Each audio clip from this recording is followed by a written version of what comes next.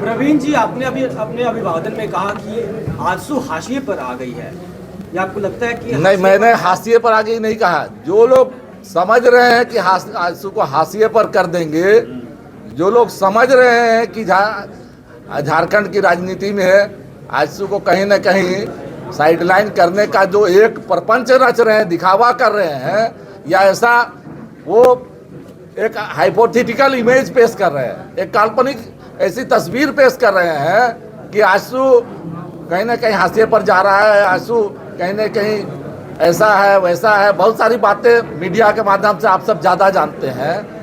मेरा कहना है कि झारखंड का संघर्ष शुरू करते समय हमने वोट की राजनीति को सबसे किनारे रखा था।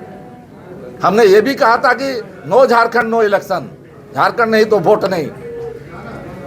तो वोट की राजनीति आजसू के लिए सेकेंडरी है, हमारे लिए प्राइमरी अगर कुछ है तो झारखंडी जनता के लिए संघर्ष है। और जहाँ थे वहाँ क्या ऐसा कमी लगा कि फर्स्ट लगा कि वापस ही आना पड़े, और जब गए थे प्रवीण जी, जब गए थे तब ऐसी क्या परिस्थिति बनी थी कि आजसू को छोड़कर उनके अलाइ पार्टनर के पास जाना पड़ा?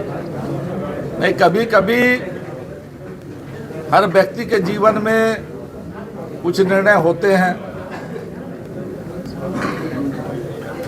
जी, और हर कारण का खुलासा मेरे ख्याल से 10 साल में ऐसा कोई कारण मैंने अभी तक बताया भी नहीं होगा। व्यक्तिगत कभी कभी चिंतन होता है, और चिंतन के आधार पर तात्कालिक रूप से कोई निर्णय हो जाता है। वो निर्णय गलत है सही है ये समय तय करता है, लेकिन इतना तय है कि मैं जहाँ भी गया और जहाँ भी रहा, झारखंडी जनता के मुद्दों से खुद को अलग कभी नहीं किया। वहाँ उन मुद्दों को भी उठाने का काम किया, आगे बढ़ाने का काम किया, और वहाँ से कुछ सीखने का काम भी किया। जब बड़े अनुभवी लोगों के बीच में हम जाते हैं तो वहाँ कुछ सीखते भी हैं, तो हमने सीखा भी, और झारखंड की जनता के मुद्दों को आगे बढ़ाने का भी काम। आप आजसू में वापस आए हैं,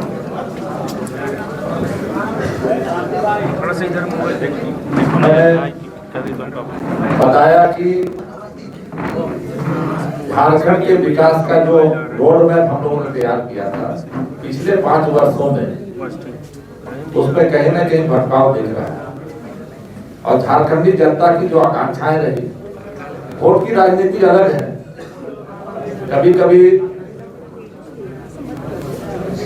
तात्कालिक कारणों से जो रूट काउज होते हैं वो कहीं ना कहीं इग्नोर हो जाते हैं।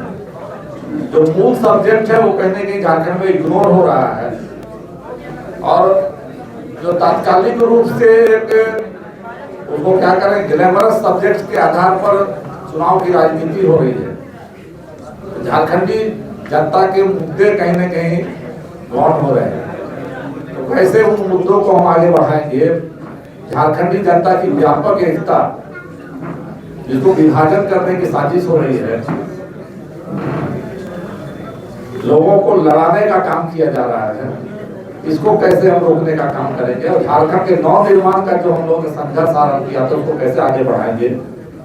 इसी सब्जेक्ट के साथ मैं वापस आया। जब गए थे